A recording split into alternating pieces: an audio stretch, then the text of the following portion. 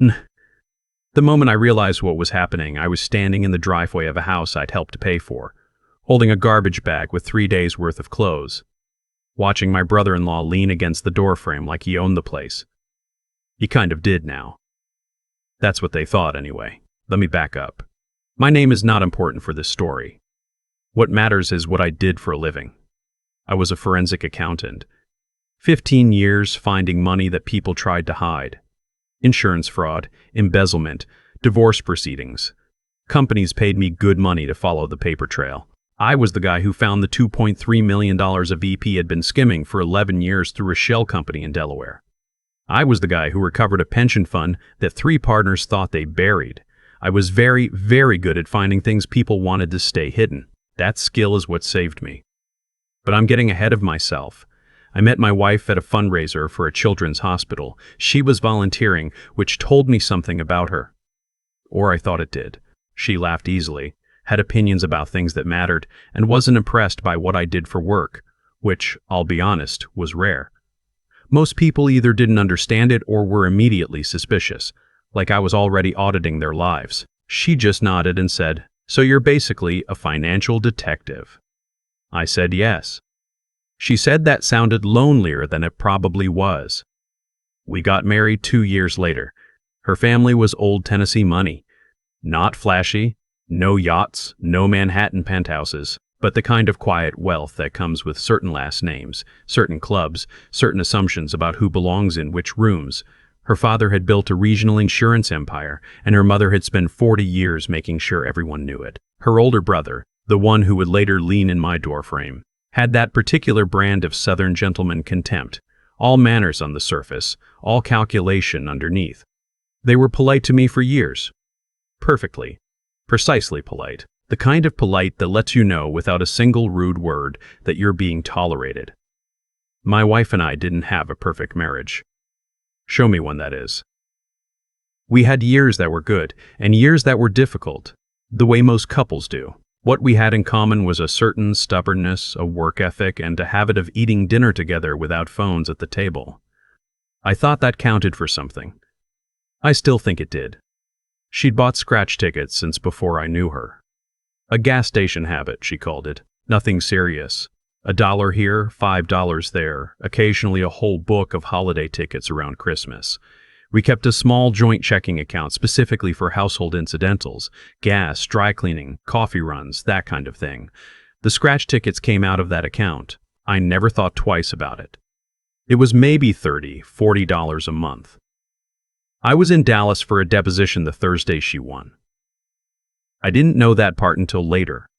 When she called me that afternoon, her voice sounded strange, not upset, but controlled in a way I'd never heard before. She said she needed to talk to me when I got home. I asked if everything was okay. She said yes, she just needed to talk in person. I flew back Friday morning. The house was quiet when I got home. Too quiet. My wife wasn't there, but her car was in the garage. I called her name. No answer. I checked the backyard, the kitchen. Then I heard voices upstairs, her voice, her mother's voice, and one I recognized as the family attorney. A man named Bernard who had handled their estate matters for 20 years. I stood at the bottom of the stairs and listened. I want to be clear, I'm not proud of that, but I heard my name, and when you hear your name in a conversation you weren't invited to, something animal takes over. What I heard was enough to understand that my wife had won something significant, that her family was already in the middle of deciding what that meant for their family, and that my role in that conversation was not as a participant. I went to the kitchen. I made coffee. I waited. When they came downstairs, my wife's face went through 3 expressions in about half a second when she saw me. Surprise, calculation, and then something like relief, which confused me until later. Her mother's face did not change at all. Bernard looked at his shoes. My wife told me to sit down. I told her I'd rather stand. She had won $14.2 million in a Tennessee lottery scratch-off. After mandatory federal and state withholding, the lump sum payout was approximately $9.3 million. She had already met with Bernard and with her father's financial advisor. They had discussed her options. She was telling me now because, in her words, she wanted me to hear it from her before I heard it anywhere else. I asked her what this meant for us. She looked at her mother. That look told me everything before a single word came out. "We think," her mother began, "and notice that this changes things in terms of what makes sense going forward."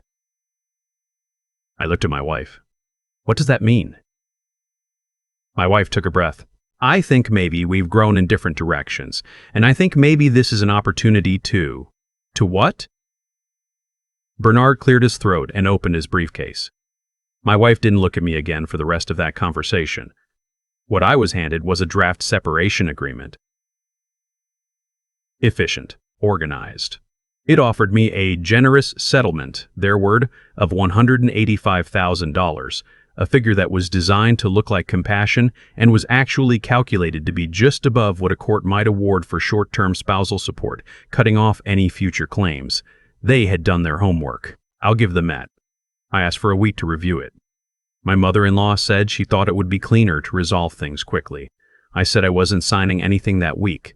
Her brother arrived the next morning with a rented pickup truck. He said he thought I should stay somewhere else while my wife processed things. I asked him whose idea that was. He smiled the way people smile when they've already won and are just waiting for you to catch up. I packed a bag. I looked at my wife in the doorway of our bedroom, a room with furniture we'd picked out together, with a quilt her grandmother had made that she'd always said meant so much to her, and I said, "I hope you know what you're doing." She said, "I think so."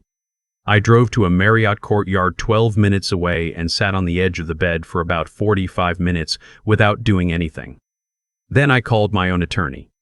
Not a divorce attorney. I didn't have one of those on speed dial. I called a friend from law school who now handled complex civil litigation, and I told him what had happened.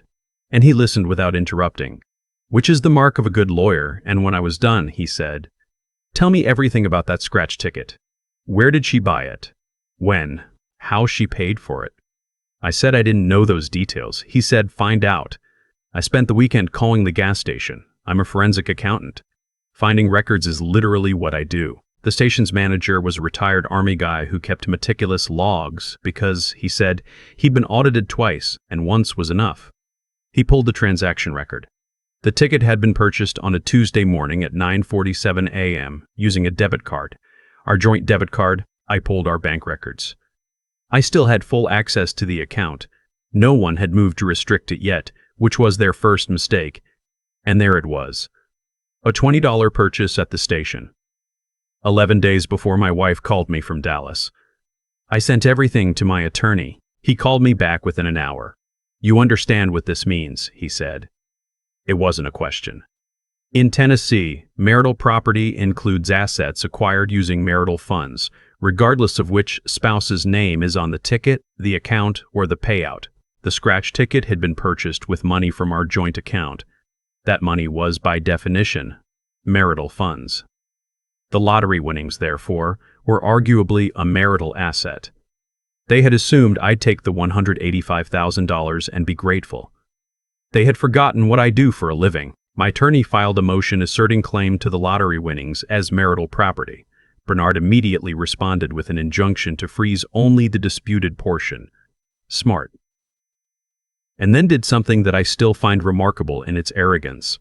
He filed a counterclaim arguing that my wife's long-standing habit of purchasing lottery tickets was a personal and individual practice, predating our marriage, and therefore the winnings should be attributed to her as separate property under Tennessee's equitable distribution statute. His argument rested on establishing the tickets as an extension of a premarital habit. To do that, he needed to show consistent, documented solo behavior. He began discovery. We began discovery. What Bernard did not know, and what my mother-in-law did not know because she'd never asked, because people like her don't ask people like me about the details of my work, was that I had kept records of everything. Every joint expense for 15 years.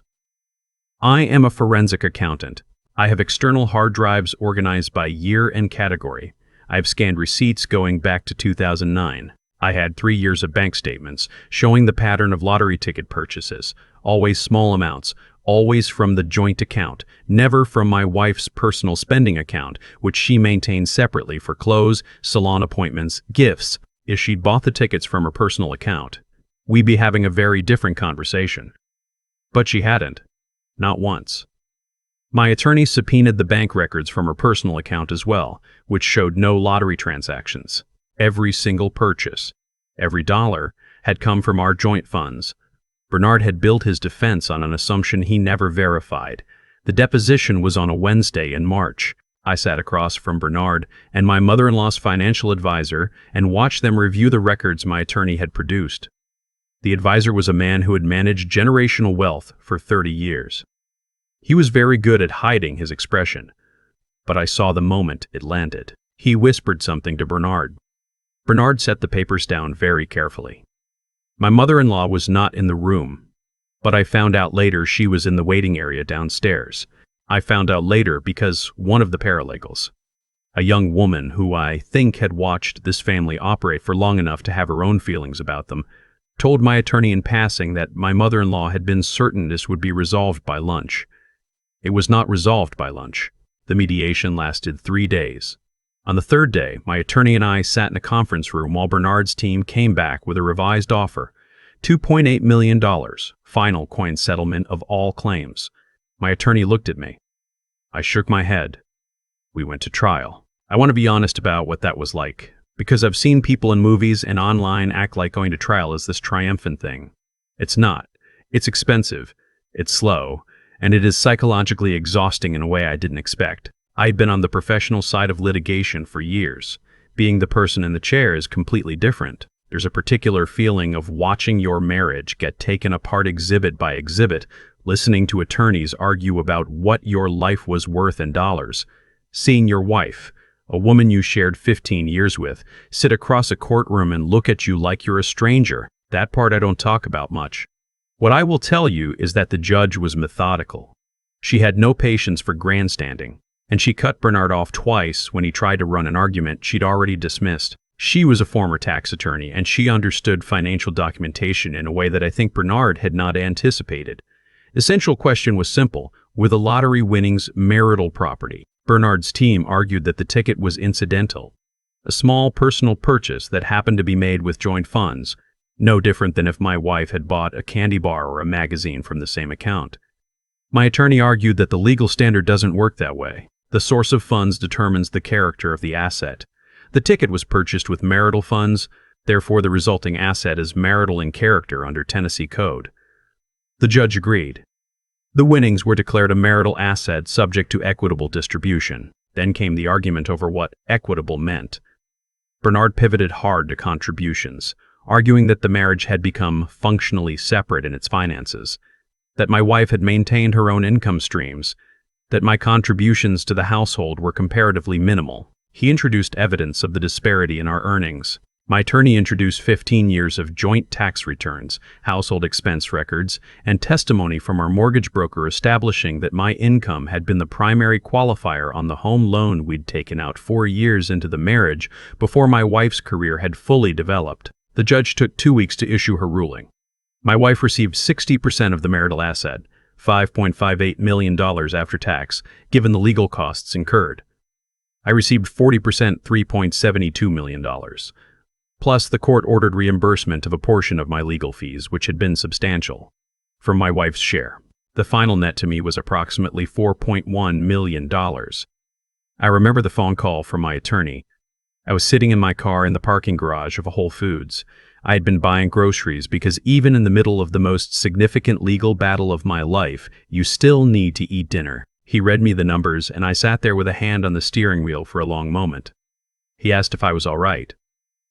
I said I thought so. I want to tell you what happened to the $185,000 settlement they'd offered me at the beginning, because I've thought about it often. If I had signed that agreement, if I had done what they assumed I would do, taken the money, shaken hands, been grateful, they would have walked away with everything. My mother-in-law would have been exactly right. It would have been resolved by lunch. Instead, by trying to cut me out cleanly and legally, they triggered a process that cost them significantly more. They had been so certain of the outcome that they skipped the part where they checked the paper trail. You don't skip the paper trail with a forensic accountant. My brother-in-law called me 2 days after the ruling. I don't know what he expected from that conversation. He said something about hoping there were no hard feelings. I told him I didn't have hard feelings. I told him I had documentation. He hung up. My mother-in-law sent a letter through Bernard. It was formal and cold and thanked me for my participation in the proceedings, which is the most extraordinary sentence I've read in my professional or personal life. My wife and I have not spoken since the divorce was finalized. I think about her sometimes. The version of her I knew at that fundraiser who laughed easily and had opinions and said my work sounded lonelier than it probably was. I think she was right about that, actually. I think she was right about more than I gave her credit for, and I think I was wrong about more than I admitted. And I think something went wrong between us long before any lottery ticket entered the picture. I have no interest in pretending the marriage ended because she won money and her family interfered. It's more complicated than that. But I'll also say this.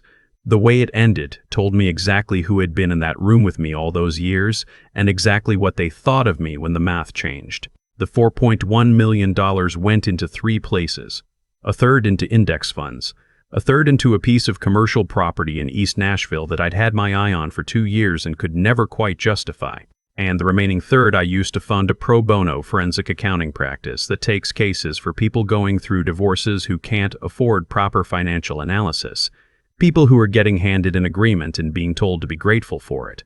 I know how that feels. I know exactly what it's worth to have someone look at the paper trail. Last fall, one of my clients, a woman in her late 40s, elementary school teacher, divorcing a husband who'd been hiding business income for 6 years, walked out of mediation with $340,000 more than she'd been offered. She cried in the parking lot. I sat with her for a few minutes and didn't say much because there wasn't much to say. When I drove home that evening, past the Marriott courtyard where I'd sat on the edge of a hotel bed with a garbage bag of clothes and no clear sense of what came next, I thought about what my mother-in-law's financial advisor had whispered to Bernard that day in the deposition room. I never found out what he said. But I know what the records showed, and sometimes that's the only thing that matters. I've had a lot of time to sit with what happened, and the thing I keep coming back to isn't the money, it's the assumption. The assumption that I would fold. That I'd take the $185,000, say thank you, and drive away quietly. That's what they built their entire plan around. A version of me that didn't exist. People who treat others as obstacles tend to make that mistake. They spend so much energy calculating how to remove you from the picture that they forget to actually look at who you are. My mother-in-law knew I was a forensic accountant the way you know a neighbor's job, as a fact, not as something real. Something that had weight and consequence. If she'd stopped for one afternoon and genuinely asked what I did, she might have made different choices. She didn't, and that gap between what she assumed and what was actually true is what cost her family several $1,000,000. That's not luck. That's cause and effect, plain and simple. The actions you take are built on the information you bother to gather, and when you skip that step, because you're certain you already know the answer, you are building something on nothing. Bernard built a legal defense on an assumption he never verified. My brother-in-law showed up with a rented truck because he assumed I'd be too stunned to think clearly. My wife signed off on a $185,000 offer because she assumed I wouldn't know what it was really worth. Every single one of them acted on a version of reality they invented, the actual reality. 15 years of joint bank statements, a debit card transaction at 9,047 on a Tuesday morning, was sitting there the whole time, patient, waiting. I think about the teacher I worked with last fall. She'd spent 6 years being told her husband's business was struggling, that there wasn't much to divide, that she should take the offer and move on. She was exhausted. She was ready to believe it because she didn't have the tools to look closer. That's the thing about documentation. It's not exciting. It's not dramatic. It's just the habit of keeping records of your own life. But when the moment comes that someone tries to rewrite your story, it is the only thing that protects you. Intertry isn't just about doing the right thing when it's easy.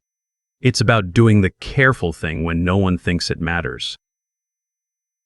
I kept records for 15 years because that's how I was trained, not because I expected to need them in a courtroom against my own family. But that discipline, that quiet, unglamorous habit, ended up being worth more than any single decision I made during the proceedings. What I want people to take from this is not that you should distrust the people you love. It's that you should know your own life well enough that no one can hand you a false version of it and expect you to sign it. Know what you own. Know what you've contributed. Know what the paper trail says, because someday someone may try to tell you a story about your own life. And the only thing that will save you is knowing it better than they do. The money gave me options. The records gave me the money. But the thing that made me sit in that hotel parking garage and call an attorney instead of cashing a check and walking away, that was just the refusal to be smaller than I actually was. That's the part no one can take from you, and the part no one can manufacture. You either know your own worth, or you don't.